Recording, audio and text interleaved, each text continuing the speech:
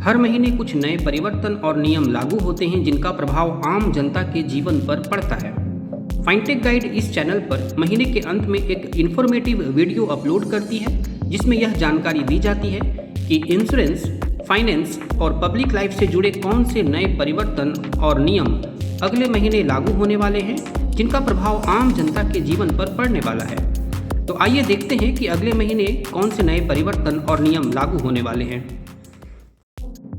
Pan को आधार से link करने की डेडलाइन 30 जून 2023 फिक्स की गई है। अगर 30 जून तक कोई पैन आधार लिंक नहीं करता है तो 1 जुलाई से उसके पैन इनऑपरेटिव हो जाएंगे यानी निष्क्रिय हो जाएंगे और हाई रेट पर टीडीएस कटेंगे, टैक्स रिफंड रुक जाएंगे और जितनी भी देर होगी लिंक करने में उस पर किसी तरह का कोई इंटरेस्ट नहीं दिया जाएगा। यानी अगर आप 30 जून तक पैन को आधार से लिंक नहीं करते हैं तो आपको बहुत सारी असुविधाओं का सामना करना पड़ सकता है। IRDAI की तरफ से बीमा सुगम लॉन्च करने की डेडलाइन जो अगस्त में फिक्स की गई थी, हमारे इंटरनल सोर्स के रिपोर्ट के अनुसार ये डेडलाइन मिस होगी, अर्थात अगस्त में ये लॉन्च नहीं हो पाएंगी। कुछ इंटरनल इश्यूज़ के कारण, कुछ और टेक्निकल इश्यूज़ के कारण ये अगस्त में लॉन्च नहीं हो पाएंगी और इसकी डेट कुछ आगे बढ़ जाएंगी। क्या पैन को आधार से लिंक करने की डेडलाइन आगे बढ़ाई जा सकती है? इस पर अलग अलग विशेषज्ञों की अलग अलग राय है। पैन को आधार से लिंक करने की डेडलाइन 30 जून 2023 फिक्स की गई है, यानी इसके बाद ये इनऑपरेटिव हो जाएंगे। वहीं ITR फाइलिंग की डेडलाइन 31 जुलाई फिक्स की गई है। तो बहुत सारे विशेषज्ञों का यह मानना है कि हो सकता है कि इसकी डेडलाइन 31 जुलाई तक बढ़ाई जाए, यानी पैन को आधार से लिंक करने की डेडलाइन को 31 जुलाई तक बढ़ाई जाए। लेकिन इस तरह का कोई नोटिफिकेशन नहीं आया है, इसलिए किसी को रुकने की आवश्यकता नहीं है, बल्कि जिन लोगों ने अभी तक इसको लिंक नहीं किया है वो 30 जून तक कर ले, वरना उनको बहुत सारी असुविधाओं का सामना करना पड़ सकता है यदि डेडलाइन आगे नहीं बढ़ाई जाती है। क्रेडिट कार्ड का यूज़ लगातार बढ़ता जा रहा है और विशेषकर फॉरेन कंट्रीज़ में इसका उपयोग बहुत अधिक होने लगा है। इस कारण अब इस पर चार्जेस और शुल्क लगाने की योजना है। फॉरेन कंट्रीज़ में यदि कोई एजुकेशन पर्पज़ या मेडिकल पर्पज़ के लिए क्रेडिट कार्ड का यूज़ करता है तो उस पर 5% शुल्क देना होगा, यानी 5% फीस या चार्ज देना होगा। अन्य सभी पर्पज़ के लिए या किसी परचेज के लिए या किसी को गिफ्ट देने के लिए यदि आप क्रेडिट कार्ड का यूज़ फॉरेन कंट्रीज़ में करते हैं तो उस पर 20% चार्ज या फीस आपको देने होंगे। इस संदर्भ में IT डिपार्टमेंट RBI तथा अन्य पक्षकारों के साथ बातचीत कर रही है और इसका फाइनल नोटिफिकेशन जल्द ही सामने आ जाएगा। इनकम टैक्स रिटर्न फाइल करने की डेडलाइन IT डिपार्टमेंट ने 31 जुलाई 2023 फिक्स कर दी है।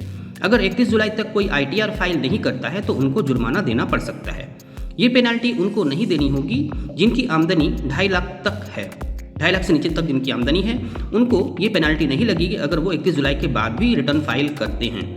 लेकिन जिनकी आमदनी 2.5 लाख से 5 लाख तक है उनको 1,000 रुपये फीस देना होगा। जिनकी आमदनी 5 लाख से ऊपर है उनको 5,000 रुपये फाइन देने होंगे अगर वो इस डेडलाइन यानी 31 जुलाई 2023 तक IT रिटर्न फाइल नहीं करते हैं। IRDAI ने यूज़ एंड फाइल सिस्टम के अंतर्गत कंपनियों को छूट दी है कि वो बिना प्री अप्रूवल के यूलिप और कॉम्बी प्लान्स लॉन्च कर सकते हैं। अब जल्द ही मार्केट में आपको 3-in-1 प्लान्स यानी life risk cover, health insurance और शेयर मार्केट के ग्रोथ वाले प्लान एक ही प्लान में 3-in-1 प्लान जल्द ही मार्केट में देखने को मिलेंगे और भी अच्छे अच्छे नए प्रोडक्ट्स मार्केट में, इंश्योरेंस मार्केट में आपको देखने को मिल सकते हैं। IIFL सिक्योरिटीज़ जो कि शेयर मार्केट में एक बहुत बड़ी इंटरमीडियरी है, उनको सेबी ने 2 वर्षों के लिए नए क्लाइंट्स जोड़ने पर प्रतिबंध लगा दिया है।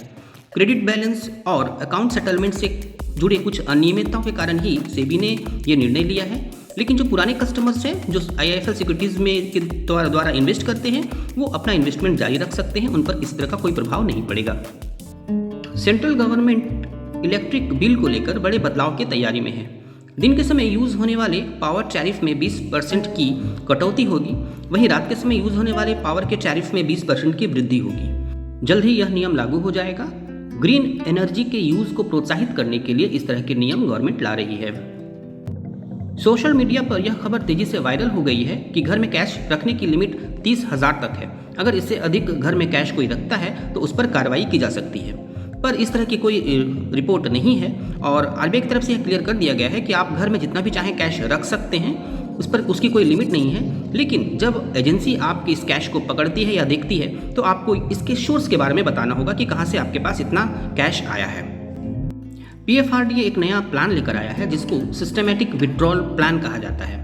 इसके अनुसार 60 वर्ष होने पर NPS से एक निश्चित नियम के अनुसार सिस्टमेटिक तरीके से पैसे निकाल पाएंगे। बहुत सारे लोग अच्छी रिटर्न के कारण एनपीएस में बने रहना चाहते हैं, उन्हीं के लिए यह नियम लाया गया है और 60 वर्ष के बाद वो उसमें बने रहेंगे, लेकिन सिस्टमेटिक तरीके से अपने पैसे को वो विड्रॉ कर पाएंगे। ऑयल कंपनियां हर महीने की पहली तारीख को एलपीजी, सीएनजी, पीएनजी इत्यादि के दामों की घोषणा करती है, यानी हर महीने की पहली तारीख से इनके दाम बदल जाते हैं। अंतर्राष्ट्रीय परिस्थितियों को देखते हुए ऐसा प्रतीत होता है कि एलपीजी के दामों में इस महीने की पहली तारीख से यानी कि 1 जुलाई से कुछ कटौती होने की संभावना है। तो ये कुछ नियम और परिवर्तन हैं जो अगले महीने लागू होने वाले हैं और जिनका प्रभाव आम जनता के जीवन पर सीधा पड़ने वाला है। इंश्योरेंस, फाइनेंस और पब्लिक लाइफ से जुड़े हुए इन्फॉर्मेटिव वीडियोस के लिए फाइनटेक गाइड को ज़रूर सब्सक्राइब कर लें और साथ ही बेल आइकन को भी प्रेस कर दें, जिससे जब भी कोई नई वीडियो अपलोड हो तो आपको उसका नोटिफिकेशन प्राप्त हो जाए। Thank you.